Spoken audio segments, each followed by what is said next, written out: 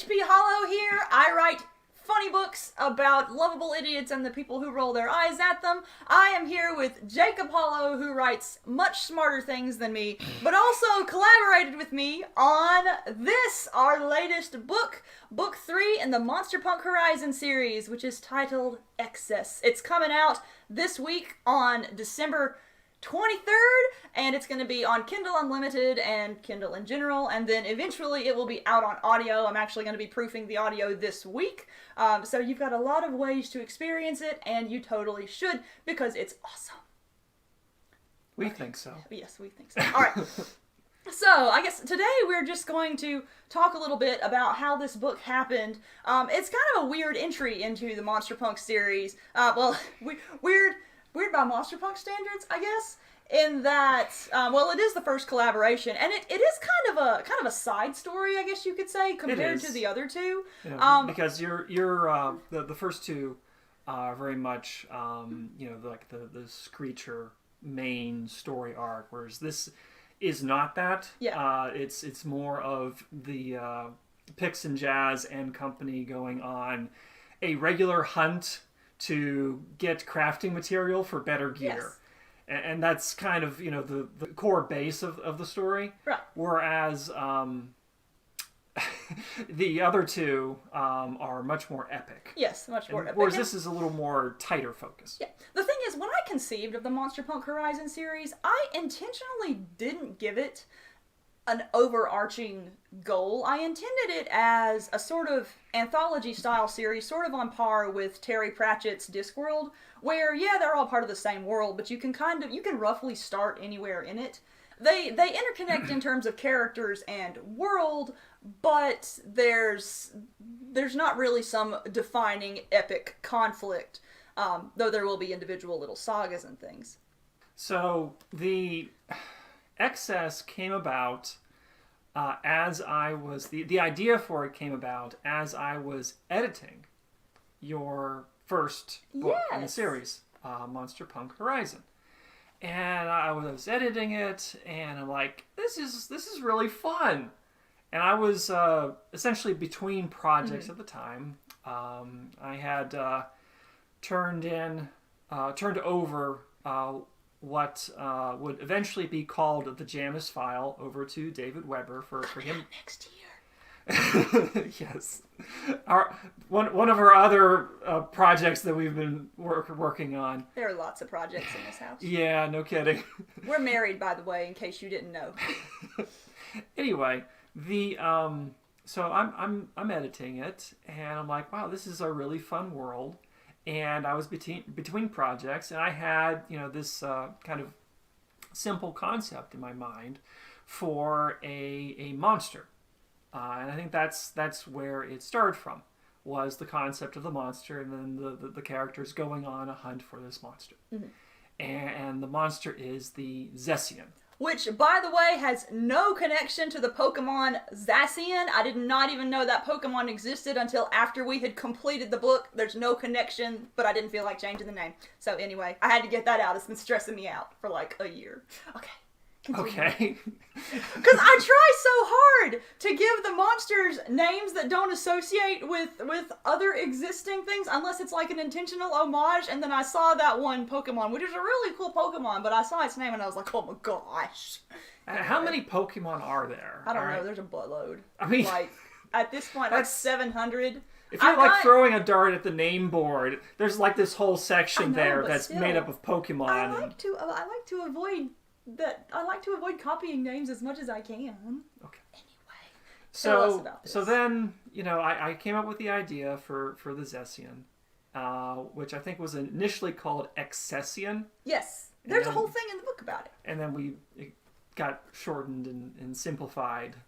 Anyway, I then went to you and like, hey, I've got this story idea. Would you be okay with me writing a book in your series? And your response was... yeah, let's work for me. Let's do it. So, I worked on it. I essentially did the first draft. I think you actually had finished the first draft of this before the first draft of book 1 was even done. Like, it was something Nah. like that. It was, maybe I had finished the first very rough draft of book 1, and there were some substantial changes that had to be made, but, like, you just zipped through this.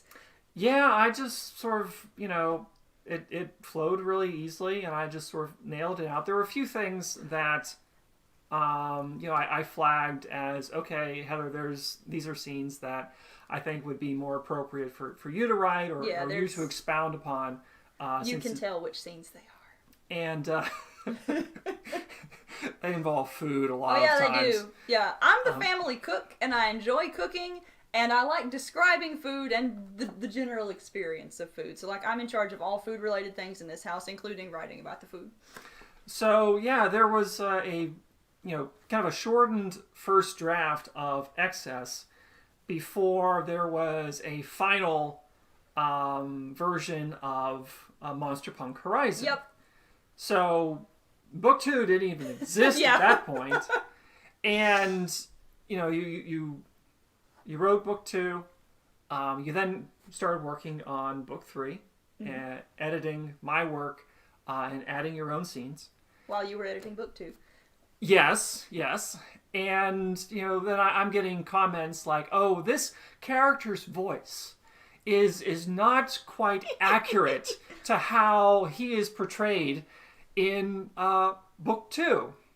And my response was, they didn't exist in book 2! Heather, there wasn't a book 2 when I started working on I just guessed. I just guessed, so go ahead and fix it. Yep. And that was actually kind of fun too. Just one of the interesting challenges when the two of us write together is trying to make our disparate styles mesh. And we do have our styles and our writing sensibilities in general do have a lot in common. Like, we like to write action, we like to write humor, but the way in which we write it is very different. And I would say, yeah. Well, our differences are actually portrayed to a certain degree in world via Pix and I know Jazz. where you're going. Yep. And that astute viewers who have read the previous 2 books might realize that we are in particular colors right now for particular reasons, and that one of us may be responsible for one character and the other may be responsible for the other character. I'm pretty sure I've mentioned this before, but Pix and Jazz are basically the characters we play when we play Monster Hunter. So they're Jazz being my character and Pix being Jacob's character. And when it came time for me to write Monster Punk Horizon, I was like, I'm just going to put little bits of our personalities into these characters. And so when you see Jazz being the completely chaotic, idiotic one, and when you see Pix being the planner, that's very much Jacob. And I think that's one of the things that I really like about this book, actually, is that the previous 2 books, because I helmed them, are very much, even though it's an ensemble cast, they're pretty much Jazz books. Mm-hmm. Whereas Excess is more of a Pix book, because you enjoy writing Pix more. I do. And as a result, while the story is still, it's still got that delightful Monster Punk Horizon chaos. There is a lot of chaos. Yes. I would say it's less hyperactive, because it's being told from the point of view of a character who has a brain and uses it. Which Jazz, love her or hate her, Jazz does not do. Jazz has a brain, but she is very selective in how she uses it. Whereas Pix just uses all of hers. And the way the two characters go about, hunting stuff is very much, kind of representative of how we play Monster Hunter games. Oh yeah. In that there's a video, one of my favorite clips from when the two of us are playing together. Your character is off fighting an Uragan and doing an awesome job of it or something. I think it's an Uragan. It's something on fire. But anyway, my character then runs across the screen and I'm on fire. And you're like flipping. I'm trying to get the fire off me, and my little Palico is just behind me with a Vigor Wasp, just trying to catch up. And it's like trying to heal you. That's how we play Monster Hunter together in a little 5-second microcosm. Jacob is the competent one, and I'm the one on fire. I'm the one that's like, okay, I'm going to hunt for this and craft this particular piece of armor, and I'm going to, create my mix set and optimize and set things up specifically to go hunt this other monster, and you're just running in with this set that has so much affinity on it that you're like... When you have affinity, you don't need anything else. I'm pretty sure, like, when your character swings at something, she has, like, Yep. 180% affinity. Yep, which it's nuts. Anything over 100% you don't need. That Safijiva set is amazing. I don't care. The one Safijiva set I built. Or the Safijiva killing set, I believe. It's not the one that's actually made from Safijiva parts. Anyway. But you have fun. Oh, I do have fun. That's the point. And we have fun playing together. Yes, we have fun playing together. And we had a lot of fun working on this series. Yes. Like, both of us, like, I definitely like working by myself on things, but there's something really, really fun about working with someone else because it presents a different kind of challenge. And it seems like every single time we've collaborated together, we've never done it the same way twice. Because on The Wizard's Way, I basically took the lead with world building, and you were more of a structure editor. I think you took my crazy plot and made it coherent. And I and I took care of the writing and all the characters but one. I mean, and there were a lot of scenes that I did contribute a lot of the writing. I wasn't just editing. You wrote the Lurid Man because I sucked at writing your villains. Your villains were They not mean enough. They twirl their mustaches really hard for people who don't have mustaches sometimes too. And I made them sufficiently mean and, where necessary, evil. Oh yeah. I mean, there were certainly a lot of scenes that I took the kind of underlying skeleton that you had provided, which might have been in 2 or 3 separate scenes, and kind of made them into a coherent whole and put in my own, connecting fibers, so to speak. Whereas this novel was kind of the complete opposite. Like, you had my basic world, and you wrote pretty much the entire first draft except for the scenes where you were like, Heather, write this. And then I plopped in stuff, and I tweaked characters to make them more consistent with the previous 2 books. You added Waffle Day. Yeah, I added Waffle Day. There's a conflict in this novel between about whether waffles are better or whether pancakes are better, and it's all on me. And now I gotta ask, waffles or pancakes?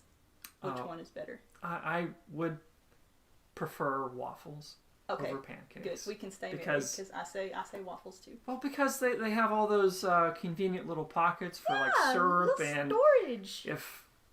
If I ever get off this diet, butter. Yes. He can't eat butter. It's really sad, you guys. Well, I mean, you could, but you're being good about low fat, low cholesterol diet. Yeah, is what I'm on for heart reasons. So meanwhile, I'm on a complete opposite diet, so I'm like all the fat, all the butter. Put it in my face. Yes. Okay, we're on complete opposite diets. Anyway, back to the book. We're supposed to be, but I cheat a lot because that's how I do.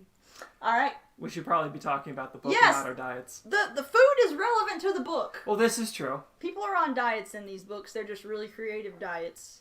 I want to make a Monster Punk cookbook. That would be a fun challenge in my copious. Well, you have the plan for the essentially the cooking competition. Yes, there's going to be a book that's basically it's Food Wars meets Monster Hunter, and it's going to be fantastic. But there's a lot of books coming up. Anyway. As long as they sell, so please buy everything. Tell your friends. Okay. Anyway, about excess. Yes.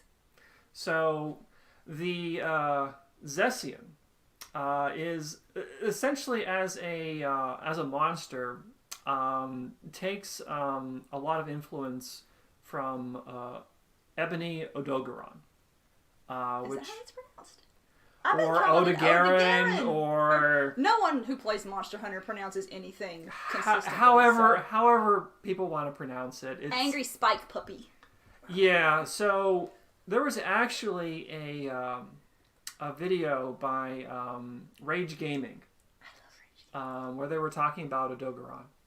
And it had they said that its claws have claws. I know, it's like, this guy And if you look at the feet, yeah, it's got basically 2 sets of claws, and that then feeds into the gaming mechanic of it inflicting bleed status on the hunter. And I always just thought that was a cool way of putting it. It's like its claws have claws, and then Zessian is basically, let's do that but bigger, right? well, it's it has a lot of teeth. Mm-hmm. Its teeth have teeth.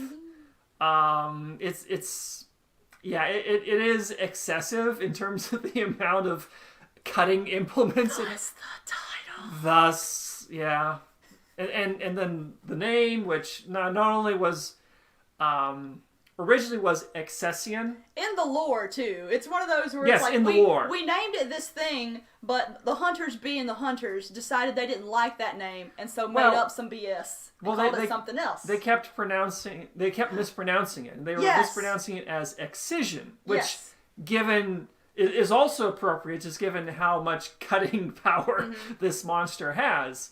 But then they just like, you know what, everyone's mispronouncing this, we're just going to short it to Zessian. And that then became, not only for us, but for the characters, the name of the monster. Yep.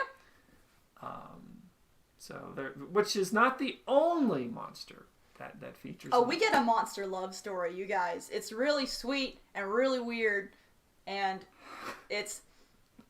We'll just let you read the book to encounter it. Oh, it's weird.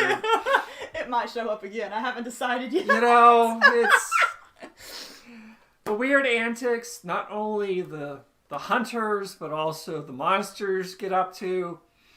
It's a crazy series. That's one of my favorite parts about this series, though. Like, I really enjoy writing the monster characters, too. Because it's like, yeah, the monsters are the things they hunt, but some of the monsters become characters in their own right, very much. That's,